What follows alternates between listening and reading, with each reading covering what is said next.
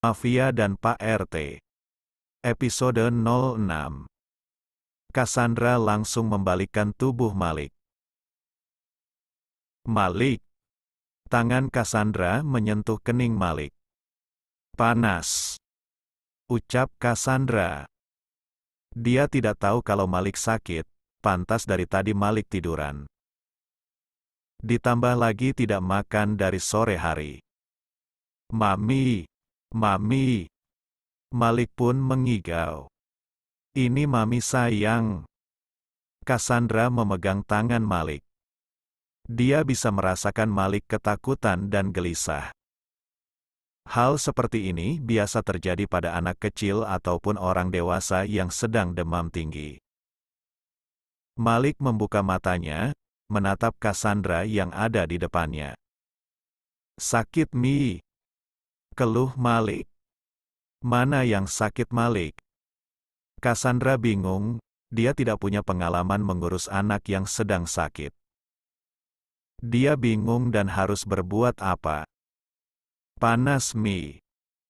Ucap Malik, kedua netranya berkaca-kaca karena demam di tubuhnya tinggi.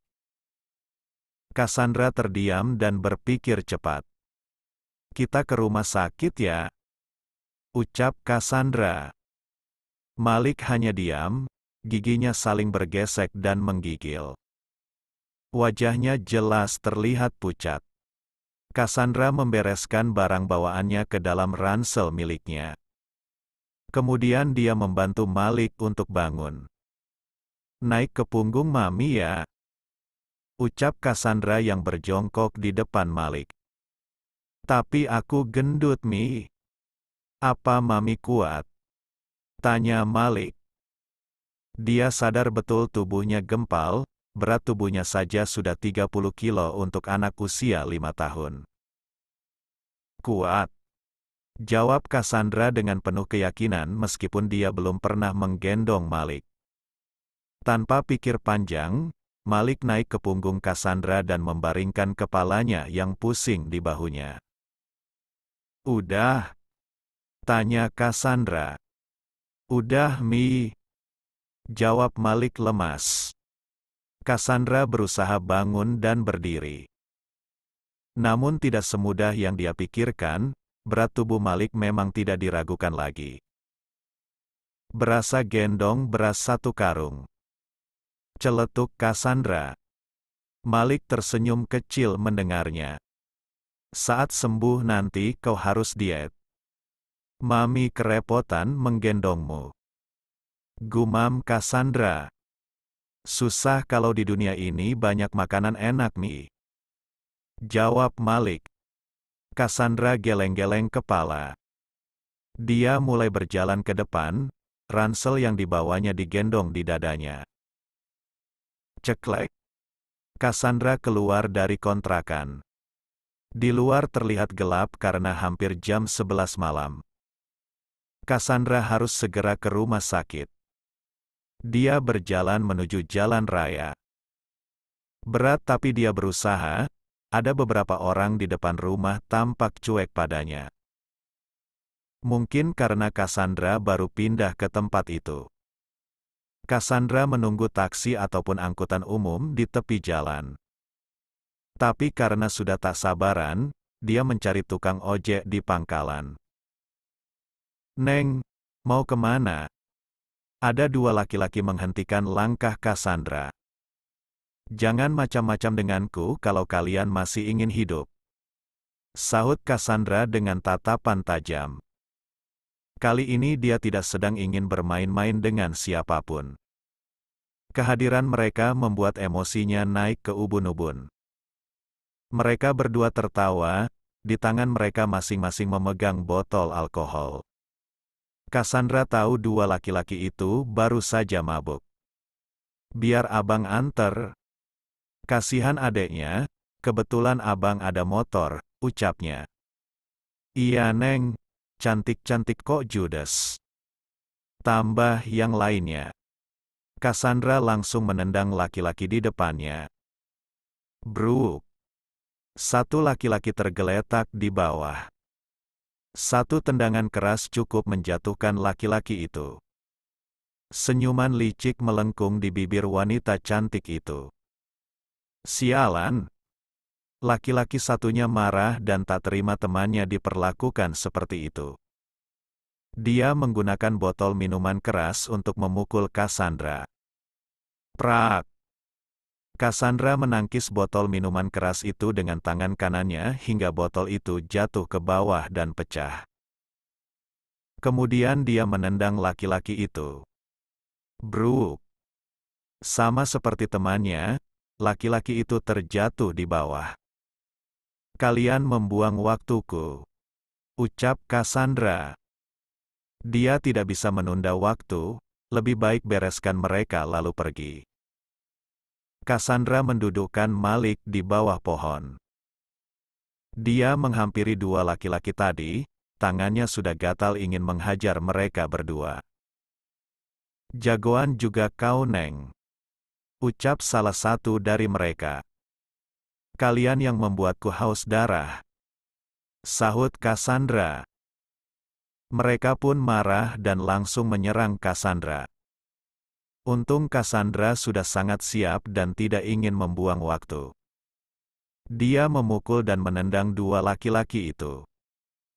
Tarik tangan mereka lalu tendang beberapa kali. Tak lupa temannya, dia memukul dengan sikutnya sampai puas. Bak! Buk! Duk! Mereka pikir Cassandra lemah, tapi apa yang mereka dapatkan? Mereka berdua babak belur dibuatnya. Bruk! Kedua laki-laki itu tergeletak di bawah. Mereka terlihat lemas, tenaganya sudah habis. Belum lagi tubuhnya memar. Lain kali jangan ganggu induk singa yang lapar, ucap Cassandra, lalu dia pun meninggalkan mereka berdua. Menghampiri Malik kembali dan menggendongnya. Dasar cecunguk bikin lama aja, gerutu Cassandra. Kalau dia tidak ingat Malik sakit sudah pasti dia bunuh dua orang itu.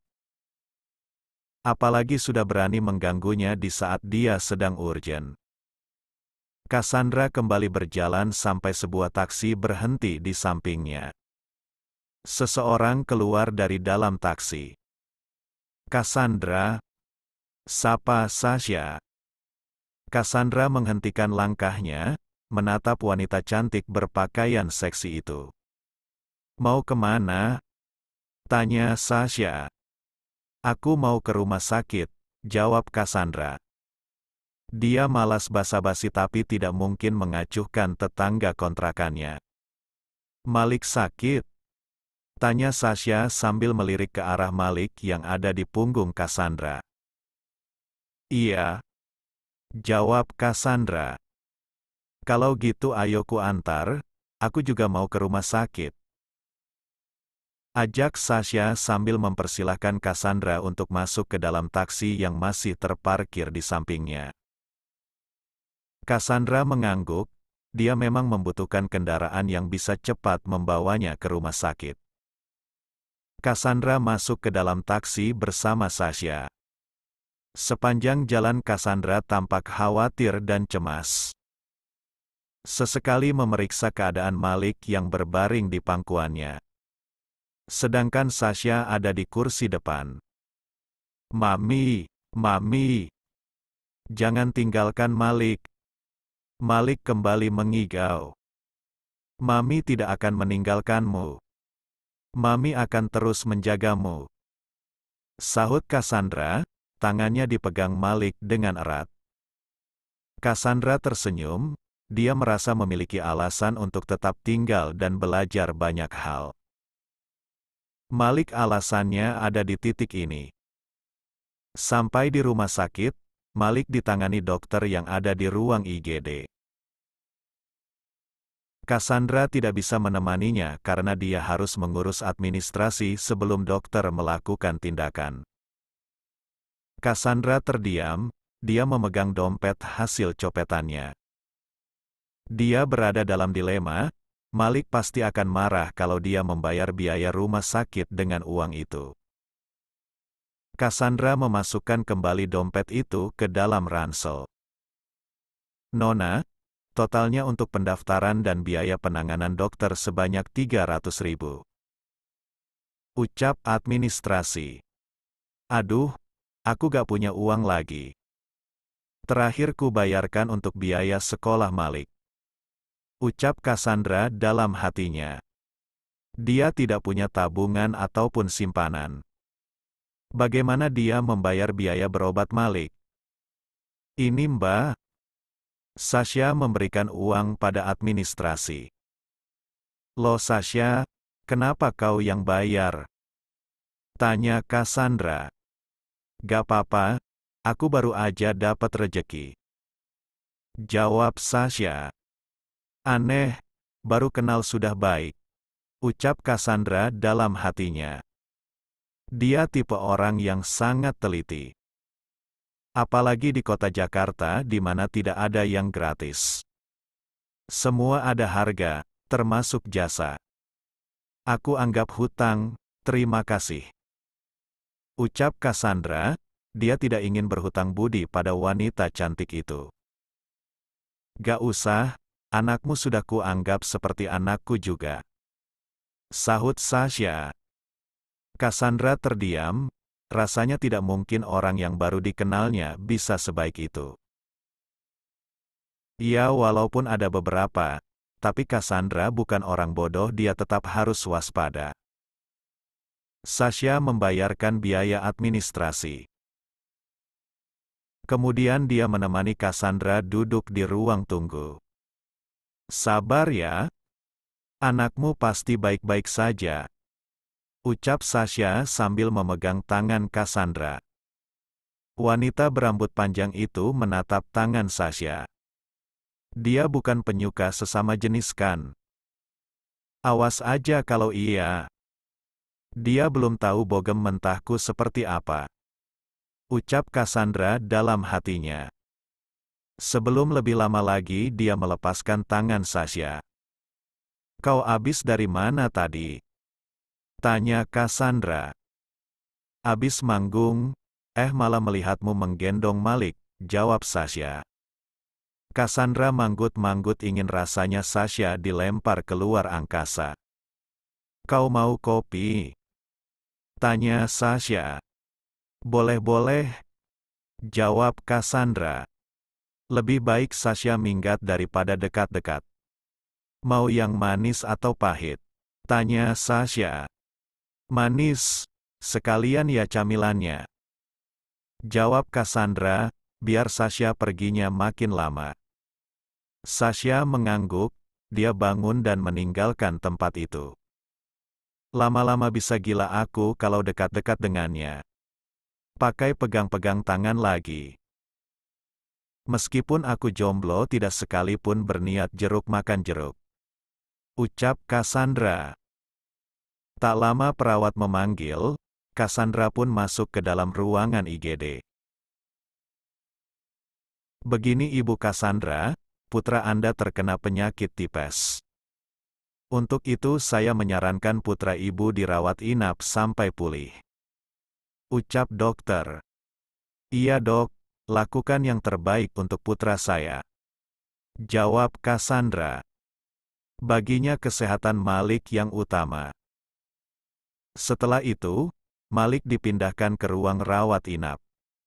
Cassandra mengikuti Malik sampai dipindahkan ke sana. Mami, tadi tanganku disuntik jarum. Ucap Malik menceritakan saat pemasangan infus. Oh iya. Cassandra mendengarkan sambil merapikan barang bawaannya. Iya Mi, sakit tapi Malik gak nangis. Jawab Malik. Pintar, anak laki-laki memang harus kuat. Oke, ucap Cassandra. Oke, jawab Malik. Cassandra mendekat, dia memeriksa suhu tubuh Malik dengan memegang keningnya. Masih demam, Mami tanya suster dulu harus gimana. Ucap Cassandra. Iya Mi, jawab Malik. Cassandra meninggalkan ruangan itu. Tinggal Malik sendirian, dia dirawat di ruang rawat inap kelas 1. Ada 2 ranjang pasien di sana, Malik berada di sisi kanan dan sisi kiri masih kosong. Ceklek. Suara pintu dibuka.